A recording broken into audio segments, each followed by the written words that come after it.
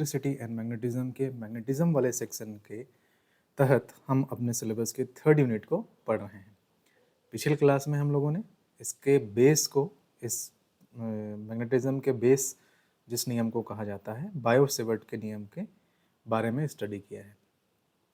4 basic statement हैं उसके, और उसको कंक्लूड करके एक इक्वेशन के फॉर्म में लिख देना बायो-सेवर्ट का नियम कहलाता है। बायो-सेवर्ट एक्सपेरिमेंट्स के रिजल्ट्स जो हैं उन्होंने कलेक्ट करके लिखे हैं, कोई अलग सा एक्सपीरियंस नहीं है। ठीक, तो आई होप आप पिछले वीडियो में इस चीज़ को अच्छे से ग्रैब किए होंगे कि बायो-सेवर्ट का लॉ क्या कहता है और किसी कंडक्टर में इलेक्ट्रिसिटी फ्लो कराने पे जो मैग्नेटिक फील्ड डेवलप होता है, चुंबकीय क्षेत्र उत्पन्न होता है, उसके बारे में वो क्या कहता है।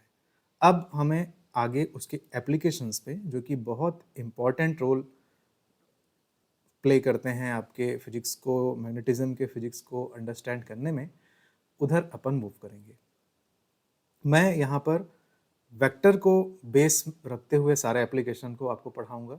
बहुत सारे किताबों में ज्योमेट्री या त्रिभुज के गुणधर्म को यूज़ करके उस चीज़ को पढ़ाया जाता है, लेकिन मैग्नेटिज्म और इलेक्ट्रिसिटी का सीधा सीधा लिंक वेक्टर के साथ है, और वेक्टर से हमें वो स्पेसिफिक डायरेक्शन पता चलता है जिस डायरेक्शन में मैग्नेटिक फील्ड या इलेक्ट्रिक फील्ड वर्क कर रहा है।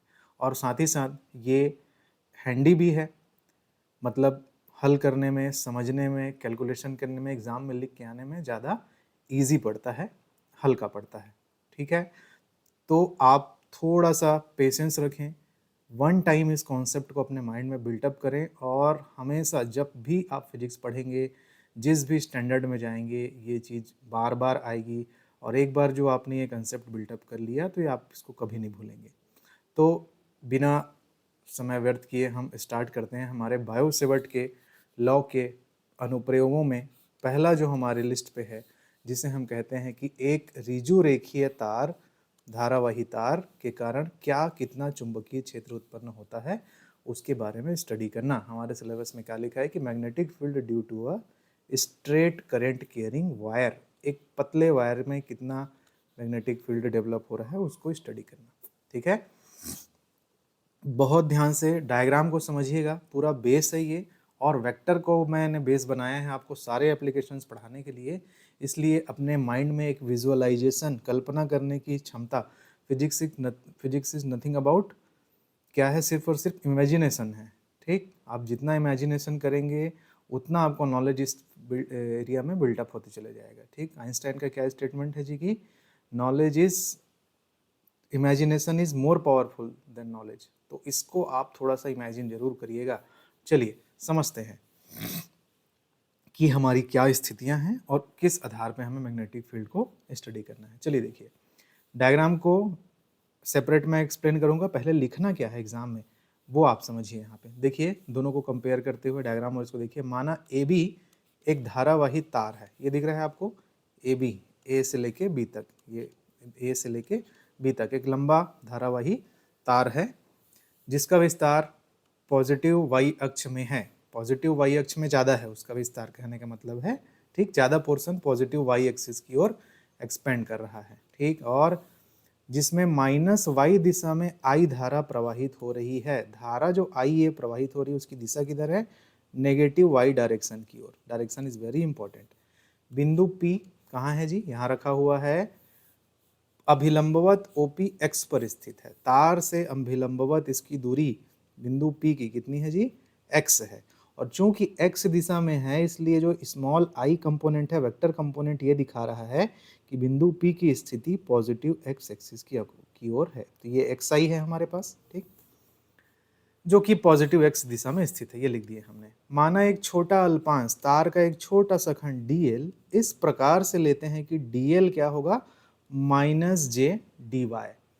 ठीक, dl को कैसा चुने हैं हम लोग, माइनस, ये छोटा अल्पांश, छोटा खंड dl, यहाँ पे मान लीजिए, यहाँ पे कोई सा भी एक खंड पे, जिसका डायरेक्शन, लेंथ कितना है y, और दिशा किस तरफ है जी, क्योंकि धारा नेगेटिव y एक्सिस में बह रही है इसलिए माइनस जे, इस प्रकार से इसे चुने हैं। तो क्या ये ध्यान रखना है आपको। फिर तो ये जो अल्पांश है ये dl, यही हमारा dl है, यहाँ से यहाँ तक ये dl है, ठीक। ये माइनस वाई जे है और ये एक्स आई है, तो इसका डायरेक्शन इस तरफ है, बिंदु P का डायरेक्शन इस तरफ है, तो इनका जो परिणामी होगा इस त्रिभुजाकार शेप के अंदर, ये जो r वेक्टर है यहाँ पर, ये r वेक्टर क्या है, इन दोनों सदिशों का परिणामी है।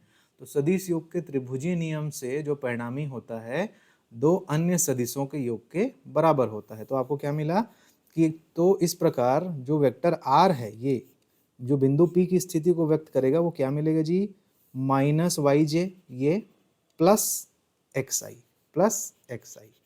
तो इस डायग्राम में इतना कंटेंट हम लोगों ने इकट्ठा कर लिया, ठीक। अब हमें इस छोटा खंड या छोटे से भाग जो हम लोगों ने अल्पांश का लिया हुआ है इस तार के, उसके वजह से कितना मैग्नेटिक फील्ड, कितना चुंबकीय क्षेत्र बनता है, उसे बायो-सेवर्ट के नियम के आधार पे लिखना है। तो ये तब बिंदु P पर अल्पांश dl के कारण चुंबकीय क्षेत्र बायो-सावर्ट के नियम के अनुसार क्या होगा, ये होगा कि dB म्यू 0/4 पाई, आई धारा बह रही है dl खंड के कारण r vector upon R Q. ये हमारा वेक्टर फॉर्म है जी बायो-सेवर्ट के इक्वेशन का। आपको जस्ट लास्ट क्लास में मैंने कहा था कि वेक्टर फॉर्म आप जरूर ध्यान रखें, ये चीज़ है, ठीक। यही चीज़ वहाँ पर इस तरह से निकल के आया था, बहुत समय नहीं लूँगा इस पे मैं। हमने D B is equal to mu 0/4 pi, आपको मिला था कि आई डी एल, ठीक, और D L cross R cap upon R square भी ले सकते हैं आप, ठीक, क्योंकि एक आर अपन यहाँ डिवाइड करेंगे तो ये आर कैप बन जाएगा। खैर इस इक्वेशन पे नहीं जाते, हम वेक्टर फॉर्म पे जाते हैं। तो ये तो बेस है, ये याद करके चलना है अपन को कितना बायो-सेवर्ट के लॉ के इक्वेशन के अकॉर्डिंग होता है। तो ये अप्लाई कर दिए आप। अब जो डायग्राम हम बनाए हैं उसके बेस पे हमें इस dl का मान परिणाम और वेक्टर के रूप में और इस r वेक्टर का मान इस इक्वेशन में पुट करना है। तो देखिए dl हम क्या डिफाइन किए हैं जी, देखिए dl जो है हमारा माइनस वाई जे है, माइनस जे डी वाई है। देखिए किस दिशा में dy काम कर रहा है, dy जो है माइनस वाई डायरेक्शन में, तो उसके साथ क्या कंपोनेंट ऐड हो जाएगा, माइनस जे डी वाई। इस तरह से सेम जो वेक्टर r है वो कैसे बना, इस त्रिभुज नियम लगाए थे तो वेक्टर r कैसे बन के आया था, माइनस वाई जे प्लस एक्स आई, ये बन के आया था। इन दोनों चीज़ों को हमने इस इक्वेशन में यहाँ पे पुट कर दिया यहाँ पर, ठीक। तो जो मिला वो यहाँ पे आपको क्लियर है, ठीक, जो इक्वेशन आया है उस पर। अब आगे बढ़ते हैं इसको लेके।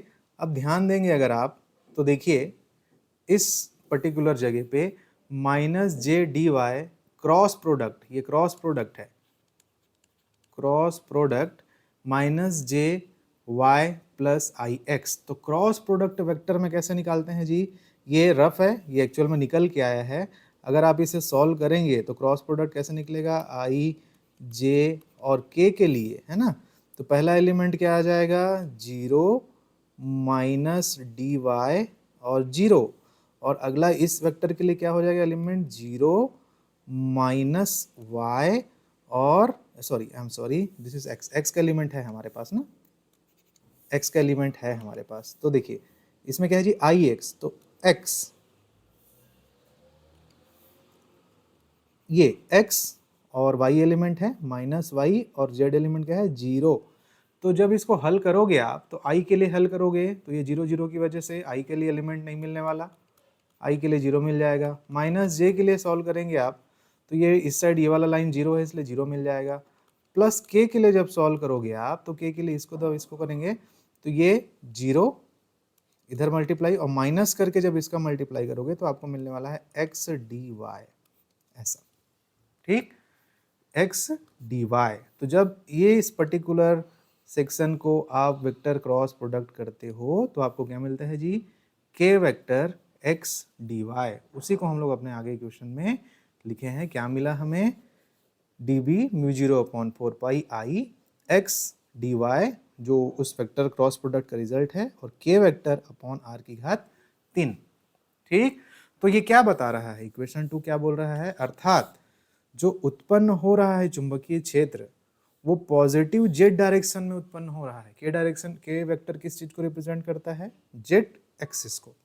और ए बी के अभिलंबवत बिंदु पी पर कार्यरत है। तो जो डायग्राम आप बनाए हैं उस पर जो मैग्नेटिक फील्ड काम कर रहा है, ठीक, पी के अभिलंबवत, वो किस दिशा में उत्पन्न हो रहा है जी? जेड दिशा में। ठीक, मतलब यदि y एक्सिस में धारा की दिशा है और x एक्सिस में बिंदु की दिशा है या उस बिंदु की दिशा है जिधर आपको चुंबकीय क्षेत्र निकालना है, तो कहाँ पे उत्पन्न हो रहा है? जेड दिशा में। ठीक, जेड डायरेक्शन में। इस पे और डीप में आएंगे हम लोग जब डायग्राम वगैरह देखेंगे। चलिए, तो ये इक्वेशन तक आने में कोई समस्या नहीं है आपको। ठीक, आगे बढ़ते हैं। अर्थात उत्पन्न, जो ये तो लिख लिया हमने, ये जो के जो आया है वही बता रहा है कि वो जेड डायरेक्शन में उत्पन्न हो रहा है। अब तार ए बी के कारण बिंदु पी पर उत्पन्न संपूर्ण चुंबकीय क्षेत्र, तार ए बी के कारण बिंदु पी पर उत्पन्न संपूर्ण चुंबकीय क्षेत्र, मतलब छोटा खंड लिए थे, अब पूरे जितना लंबा तार है उसको पूरे रेंज में हम क्या कर देते हैं जी? इंटीग्रेशन कर देते हैं। तो डी बी म्यू 0/I/4 पाई, ये कांस्टेंट है तो बाहर आ गया। तार का रेंज है ए से लेके बी तक, वो शुरू में ही हम लोग डायग्राम में डिफाइन किए हैं कि हमारा वायर जो है ए से लेके बी तक लंबाई में फैला हुआ है। इस डायग्राम को देखिए, ये देखिए ए से लेके बी तक। अब थोड़ा सा ध्यान देंगे कि इस बिंदु P का जो रिजल्टेंट है हमारा, ये वेक्टर R, ये यहाँ पर थीटा कोण बना रहा है, जो परिणामी है वो बिंदु P तार के पहले सिरे के साथ θ1 कोण बना रहा है, और बिंदु P तार के अंतिम सिरे के साथ, यहाँ पे अंतिम सिरे के साथ θ2 कोण बना रहा है। ठीक, ये तरह से 3 एंगल बन रहे हैं हमारे पास। ठीक है, तो हमें यहाँ पे अब अपने मैथमेटिकल टूल का यूज करना है इस इक्वेशन को सॉल्व करने के लिए। हमें क्या मिल गया? संपूर्ण क्षेत्र पर चुंबकीय क्षेत्र क्या हो जाए? D B mu 0/I/4 pi A से B X D Y A R की पावर 3 के, जो आया था वही है। रेंज क्या ली है? ए से बी तक। अब ध्यान देंगे कि यदि धारा अल्पांश आई डी एल एक वेक्टर आर के मध्य कोण कितना है जी? थीटा है, परिणामी जो है वो। तो हम यहाँ पे सेलेक्ट करते हैं कि x बराबर लेते हैं r साइन थीटा। ये देखिए, ये दो चीज आपको लेना है, x बराबर r साइन थीटा लीजिए और y बराबर r कॉस थीटा। अब कई स्टूडेंट्स के मन में डाउट होता है कि ये क्यों लेते हैं, या फिर हमें कैसे पता चलेगा कि x के जगह पे r साइन थीटा ही लेना है और y के जगह पे r कॉस थीटा लेना है। चलिए इसका जस्टिफिकेशन देता हूं आपको डायग्राम में। ठीक, ये रहा हमारा डायग्राम। देखिए, इस पर्टिकुलर छोटे डायग्राम को मैं यहाँ पे फिर बना रहा हूँ। ये ध्यान दीजिएगा, P यहाँ पर है। ठीक, ये वाला पोर्शन हमारा x का पोर्शन है और ये वाला पोर्शन, ये देखिए यहाँ पे डायग्राम में ये माइनस y या y है, परिणाम के रूप में y है, दिशा के रूप में माइनस है। थीटा यहाँ पे बन रहा है। ठीक, तो और ये क्या है जी? ये r है। अगर ये थीटा है तो थीटा के सामने वाली भुजा लंब होगी, तो ये वाली भुजा जो OP है वो लंब है। और जो अगर मान लीजिए ये कोई बिंदु है, इसको नाम दे देता हूँ जी, किसी प्रकार का पॉइंट C दे देता हूँ, तो O से C तक जो है आधार है और P से C तक जो है कर्ण है। इस त्रिभुज में यदि आप लगाते हैं साइन थीटा, मतलब लंब बटे कर्ण, तो क्या मिलेगा? x बटे r बराबर क्या मिलेगा जी? Sine theta. ठीक, और इस त्रिभुज में यदि आप लगाते हैं कॉस थीटा, मतलब आधार बटे कर्ण, ठीक, कॉस थीटा की वैल्यू आधार बटे कर्ण, तो y बटे r is equal to cos theta. तो पोलर कोऑर्डिनेट में यहां से x की वैल्यू क्या मिल गई? r साइन थीटा, और यहां से y की वैल्यू क्या मिल गई? r cos theta. ठीक, क्योंकि हमें एक्चुअल में क्या पता रहेगा? एक्चुअल में क्या पता रहेगा कि बिंदु P जो है कितना पोजीशन तार के रिस्पेक्ट में प्राप्त कर रहा है, तो वो किस चीज से रिप्रेजेंट किया जा रहा है? आर वेक्टर के वजह से। और कितने एंगल पे है? वो कहाँ पे है? थीटा पे है। आप डायरेक्ट ये दूरियां नहीं नाप सकते वहां पे, ये बार बार चेंज होगा, क्योंकि डीएल चेंज होगा तो वाई चेंज होगा। बिंदु पी की पोजीशन कभी यहाँ पर है, कभी यहाँ पर है, तो वो चेंज होते रहेगा। तो एक्स और वाई फिक्स नहीं है। फिक्स क्या चीज रहेगा कि जो एग्जैक्ट पोजीशन वेक्टर आर है वो, उसकी वैल्यू, उसका परिणाम, और कितना एंगल पे वो वहाँ पर इंक्लाइंड कर रहा है वो। तो हमें ये दो चीज़ यहाँ पे एक्चुअल में अप्लाई करके निकालते हैं। हमें एग्जाम में इतना सारा चीज़ तामझाम करके नहीं लिखना है उसको, हमें केवल रिमेंबर रखना है कि x हमने सेलेक्ट किया है r साइन थीटा और y हमने सेलेक्ट किया है r कॉस थीटा। ठीक, तो यहाँ पे अगर x बराबर r साइन थीटा है तो r की वैल्यू क्या मिल जाएगी जी? r की वैल्यू यहाँ पर ये साइन थीटा यहाँ डिवाइड में जाएगा तो x अपॉन साइन थीटा, या फिर उसे आप लिखोगे x कोसेक थीटा, ये मिलेगा r is equal to X cosec theta. अच्छा, और y की वैल्यू क्या मिल जाएगी? सिमिलरली यहाँ से y की वैल्यू, ठीक, y की वैल्यू क्या मिलेगी हमको कि y बराबर, जब आप वैल्यू पुट करोगे, ये r है और ये कॉस थीटा है, और यहाँ से अगर हम लोग वैल्यू पुट करें यहाँ पर, ठीक है, देखिए इसी को यूज कर रहे हैं, बहुत सारा मैथमेटिकल टर्म हमको लिखना नहीं है। देखिए x बराबर आप लिए r साइन थीटा, तो यहाँ से आपको मिला जो r है वो आपको r जो मिलेगा x बटे साइन थीटा मिलेगा, तो कुल मिला के r बराबर मिला x कोसेक थीटा। y क्या डिफाइन किए थे जी? r कॉस थीटा, तो r कॉस थीटा है तो r की जगह वैल्यू रख दीजिए x cosec theta into cos theta, तो क्या मिलेगा x कॉस थीटा, और कोसेक को नीचे लिखेंगे, क्या लिखेंगे? Sine theta. तो फाइनली y बराबर आप लिखेंगे x कॉट थीटा, वो यहाँ पे लिखा है हमने ये, ठीक। तो x r साइन थीटा, उससे ये हेल्प से ये मिल गया, तो y बराबर x कॉट थीटा। अच्छा, इसको दोनों पक्षों का समाकलन करिए, तो y का इंटीग्रेशन dy और कॉट थीटा का यहाँ पे वैल्यू पुट करनी है ना, वैल्यू पुट करनी है, तो कॉट थीटा के लिए आप यहाँ पे जब डिफरेंशिएशन करेंगे तो इस तरफ dy थीटा के रिस्पेक्ट में इस इक्वेशन को डिफरेंशिएट करेंगे कि y is equal to cot theta, x अपनी जगह पर है, तो मैं dy अपॉन अगर डी थीटा निकालना चाहता हूँ तो x वैसी रहेगा। कॉट थीटा का डिफरेंशिएशन क्या होता है जी? माइनस कोसेक स्क्वायर थीटा, और क्या मिलेगा? ठीक, कोसेक स्क्वायर थीटा। तो डी वाई की वैल्यू अगर लिखना चाहूँ तो लिखूंगा minus x cosec square theta और डी थीटा। तो अब मेरे इस इक्वेशन में, इक्वेशन नंबर 3 में जहां पर x है वहां पे मैं रखूंगा x के जगह, यहां पर से वैल्यू चेंज करके, और dy की वैल्यू यहां से रखेंगे, ये dy की वैल्यू और इस dy की वैल्यू और अपॉन r क्यूब की वैल्यू, ये सब हम यहाँ पे पुट करेंगे। तो ध्यान दीजिए जरा, इन सारी चीज़ों को जब इक्वेशन 3 में हम कलेक्ट कर रहे हैं तो क्या मिल रहा है? तो b is equal to mu 0 upon I 4 pi ये है। अब लिमिट भी चेंज हो जाएगा ना, आप रख के देख सकते हैं कि थीटा की वैल्यू का रेंज कहाँ से कहाँ तक है। जो मेन थीटा है वो तार के निचले सिरे से लेके तार के ऊपरी सिरे तक वो कोण जो है विस्तार हो रहा है, तो थीटा 1 से लेके थीटा 2 तक, ध्यान देंगे इस चीज को, ठीक, कि थीटा का विस्तार कहाँ तक है? थीटा 1 से लेके थीटा 2 तक। तो हमारे इंटीग्रेशन इक्वेशन की लिमिट बदल गई, देखिए क्या मिल गई आपको कि इंटीग्रेशन ऑफ थीटा 1 से थीटा 2 तक, ठीक, हमें x अपनी जगह पर है, dy की जगह क्या रखेंगे जी? ये देखिए minus x cosec square theta D theta, और चूंकि x पहले से एक था वहां पे तो क्या मिल गया? X square cosec square theta D theta, ये मिल गया। नीचे में r क्यूब है तो r की वैल्यू क्या है? x कोसेक थीटा, तो वहां आप रखेंगे x cube cosec cube theta. एक कोसेक स्क्वायर नीचे के 2 से कट जाएगा, यहाँ से भी एक स्क्वायर x नीचे के एक x से कट जाएगा, ठीक है। तो फाइनली आपको यहाँ पर क्या मिलने वाला है? यहाँ से अगर अपन देखें ये वाला पोर्शन कि 1 अपॉन कोसेक थीटा रहेगा, और 1 अपॉन कोसेक थीटा की वैल्यू आप क्या लिखेंगे?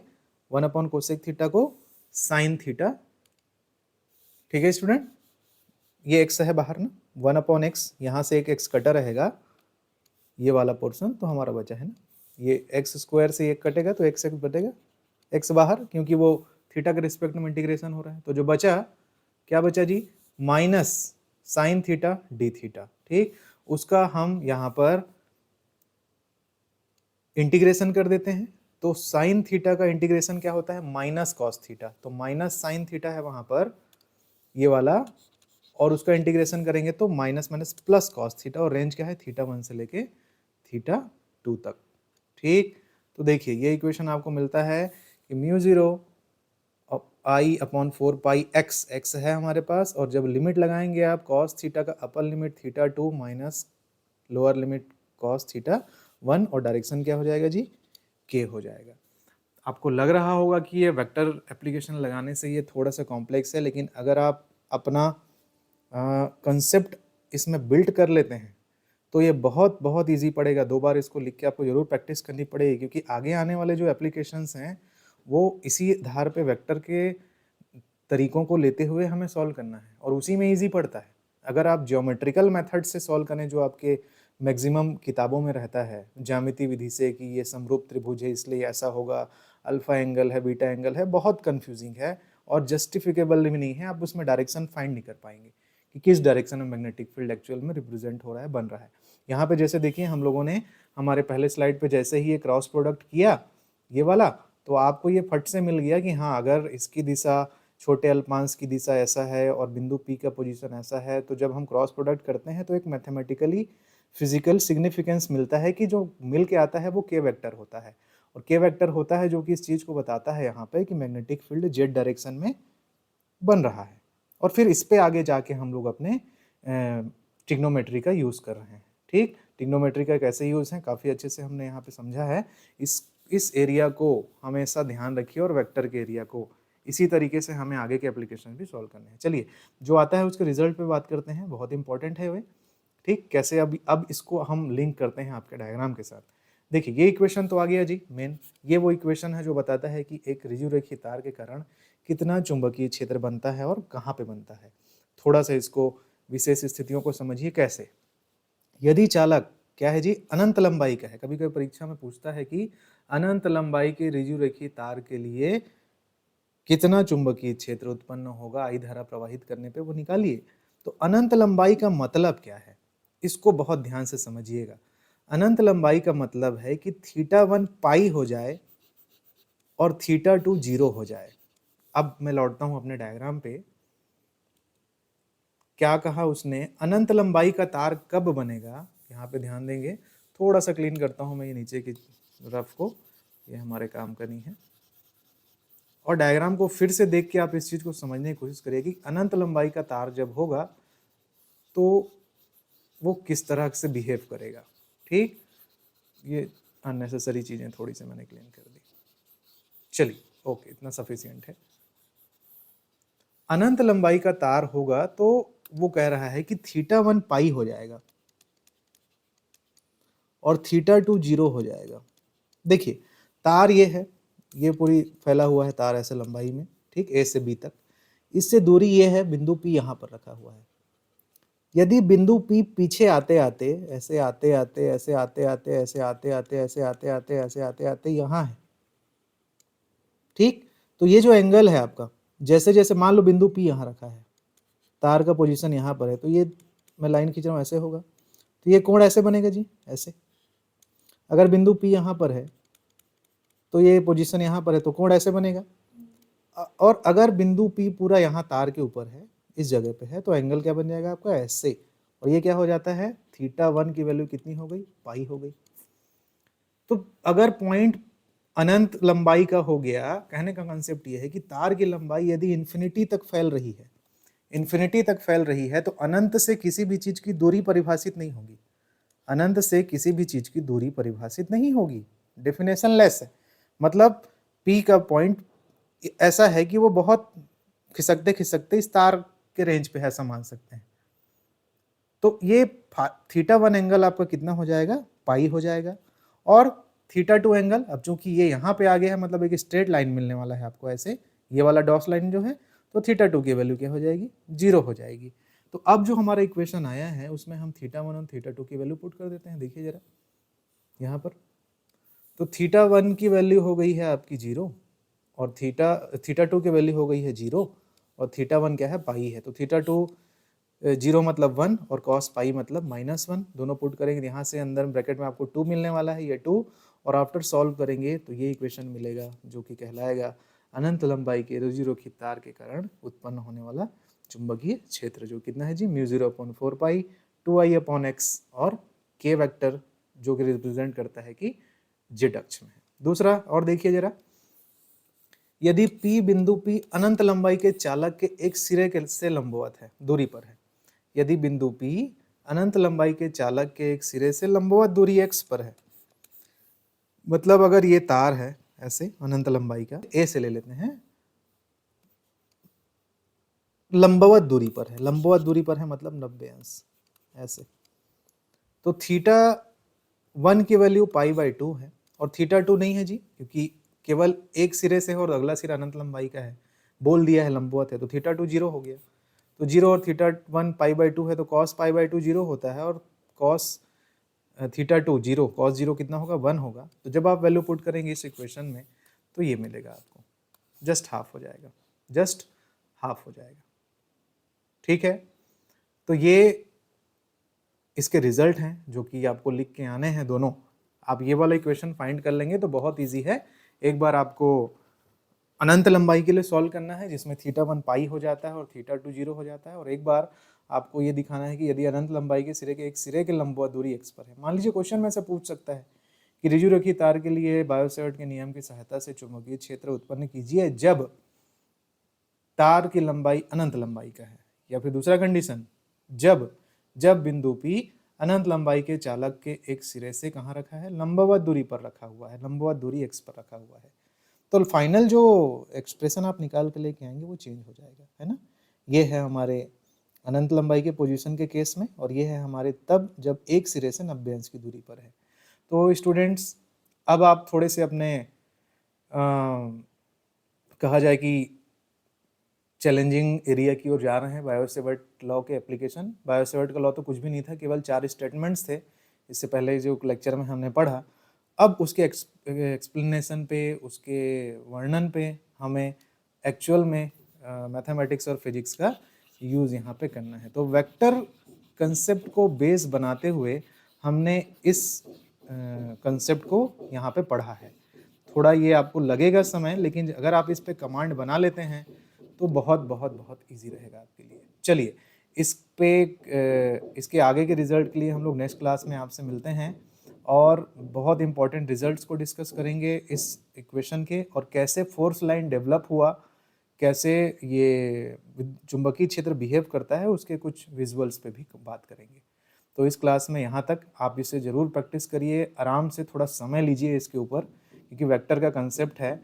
डायग्राम बार बार बनाइए, पूरा आधा आधा पेज में भर के बनाइए और समझिए कि डायरेक्शन कैसे चल रहा है, और एग्जाम में आएगा तो कैसे आप इतने नीट एंड क्लीन फॉर्म में, फेयर फॉर्म में वहाँ पे लिख के आके पाएंगे। ओके, चलिए मिलते हैं हम लोग अपने नेक्स्ट क्लास में। Thank you.